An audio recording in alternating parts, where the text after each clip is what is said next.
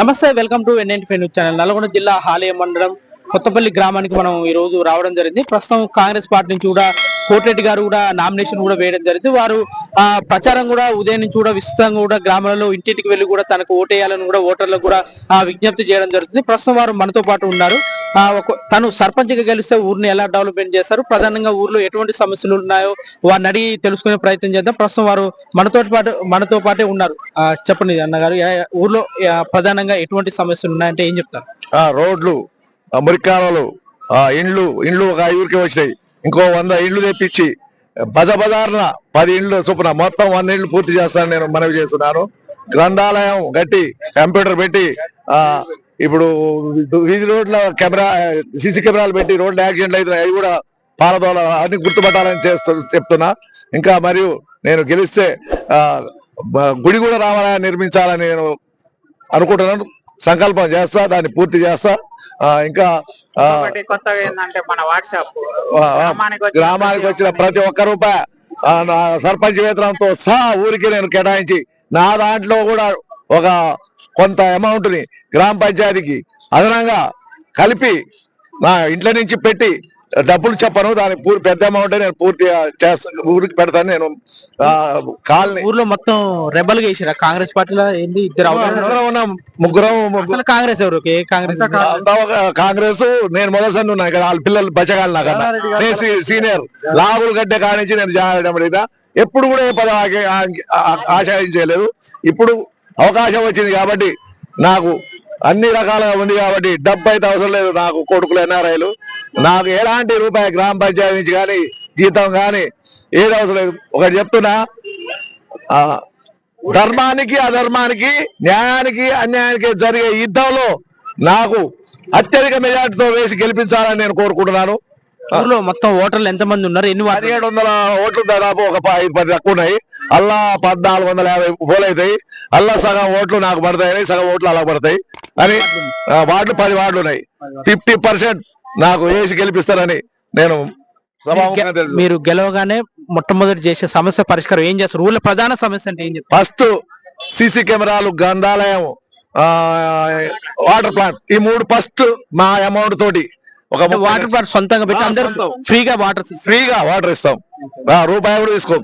Maintenance కూడా మాదే. అయితే నేను అమెరికా నుంచి వచ్చిన, నేను వాళ్ళ కొడుకుని సందీప్ రెడ్డి. ఒక్కటే ఉద్దేశంతో వచ్చిన. ఇవాళ మా మహిళలందరూ గ్రహించాలి, మొన్న మేము పెద్ద అమౌంట్ తోని ఏకగ్రీవం చేద్దామని చూసినాం. ఏకగ్రీవం ఏ ఊర్లోనైనా 3 పెద్ద మనుషులు ఉంటే చేయాలి కదా, చేయాలి, తప్పదు. ఎందుకు అనంటే ప్రజలకే డబ్బులు వెళ్తాయి. గవర్నమెంట్ 30 ఇస్తుంది. ఆ అమౌంట్ తోని వీళ్ళందరికీ ఈ రోజు మేము చెప్తున్నాం ఏంది అని అంటే, వాళ్ళు ఆ రోజు ఇస్తా అనలేదు ఆ అమౌంట్, కానీ పోటీలో ఉంటామన్నారు. అంటే ఎవరిది స్వార్థం? ఆలోచించాలి ప్రజలు, ఎవరిది స్వార్థం? నా ప్రజలు అనుకున్నప్పుడు ఇన్ని పైసలు వస్తున్నాయి నా ప్రజలకి, నేను వెళ్ళి పెద్ద మనిషి లాగా 3 పెద్ద మనుషులు కలిసి తీసుకెళ్లి ఊర్లో సమస్యలు ఏంది, ఇలాంటి వాళ్ళకి నిరుపేదలు ఆల్మోస్ట్ మేము ఇలా చూస్తే 50 మంది ఉన్నారు. గవర్నమెంట్ నుంచి ఎంతమంది కన్నా చేస్తారు? చేయలేరు. ఎవరు చేయగలుగుతారు? నాలాంటి ఎన్ఆర్ఐ చేయగలుగుతారు. నేనుండి ఇలా హామీ ఇస్తున్నా, వీళ్ళందరికీ ప్రతి ఒక్కటి లిస్టు రాసుకున్నాం. మేము మా సొంత డబ్బులతో చేస్తున్నాం. ఖచ్చితంగా ఎడ్యుకేటెడ్ వాళ్ళని నమ్మండి. నేను ఇలా వచ్చి మీ వెనక నిలబడుతున్నానంటే వీళ్ళందరిది ఇంకో 5 సంవత్సరాలే అన్నా, నాది ఇంకా 50 సంవత్సరాలు. నేను వచ్చి ఇలా అబద్ధాలు చెప్తే వీళ్ళందరికీ నేను నా తలకాయ ఎత్తి చూపించుకోగలుగుతున్నా నమ్మకం. పలానా ఉడుచూరెడ్డి కోటిరెడ్డి కొడుకు, పలానా కాశిరెడ్డి అలుగుల కాశిరెడ్డి మనవాడు ఇలా చేసిండు అని చెప్తే నేను తట్టుకోగలుగుతున్నా.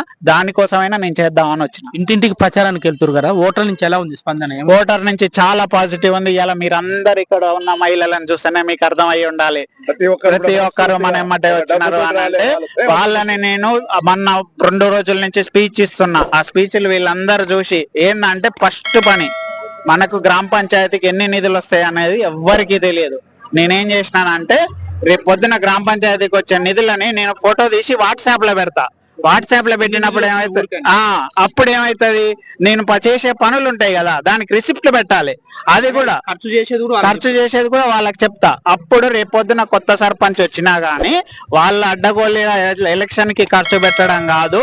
రేపొద్దున్న మా ప్రజలు వచ్చేసి గల్లా పట్టుకోనైనా అడుగుతారు, వాళ్ళకి తెలుసు అనేది ఉంది. ఇవాళ వాళ్ళకి చెప్తున్నాం. కొంతమంది కూడా అడుగుతున్నారు, ఆ పటేల్ ఏమనుకుంటారు, ఈ పటేల్ ఏమనుకుంటారు అంటే నేను చెప్తున్నా, మనం 2025లో ఉన్నాం. పటేల రాజ్యం లేదు, మనదే రాజ్యం. ఏం రాజ్యం? ప్రజారాజ్యం. ప్రజలందరూ నమ్మాలి. ఇవాళ ఎమ్మెల్యే సార్ కూడా నేను రెండు మూడు సార్లు మాట్లాడాను, వాళ్ళు కూడా మాట్లాడి ఉండొచ్చు.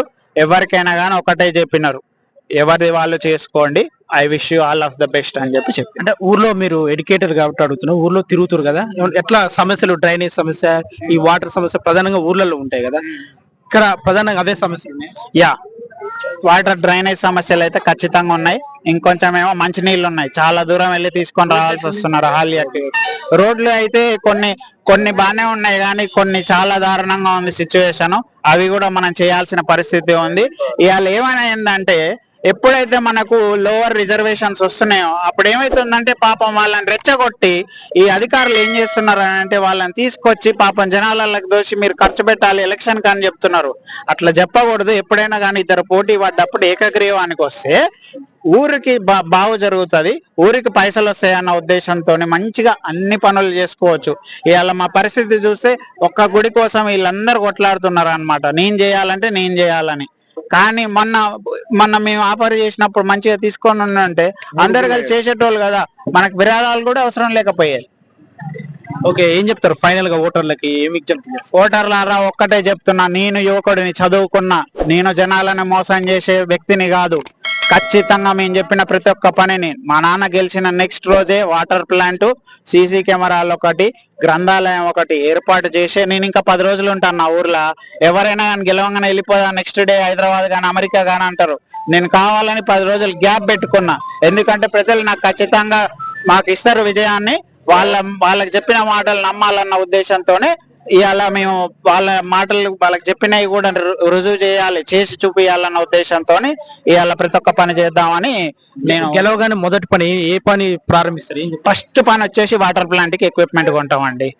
తర్వాత వచ్చేసి వీళ్ళకి చెప్తే ఇన్స్టాలేషన్ చేస్తారు. సెకండ్ పని వచ్చేసి సీసీ కెమెరాస్. థర్డ్ పని వచ్చేసి గ్రంథాలయం. మనం చూసుకోవచ్చు ప్రధానంగా ఊర్లో వాటర్ సమస్య ఉండడం జరిగింది. వాటర్ ప్యూరిఫైర్ కూడా ఇక్కడ ఏర్పాటు చేయడం జరుగుతుంది. అదే రోడ్లు, డ్రైనేజీ, ఏదైతే కరెంటు సమస్యలు ఉన్నాయో అవి కూడా వెంటనే గెలిచిన వెంటనే కూడా ఈ సమస్యల పరిష్కారాన్ని కూడా కృషి చేస్తానని కూడా కొత్తపల్లి కాంగ్రెస్ అభ్యర్థి కూడా మనకు తెలియజేయడం జరుగుతుంది. చూస్తూనే ఉండండి NNT ఛానల్.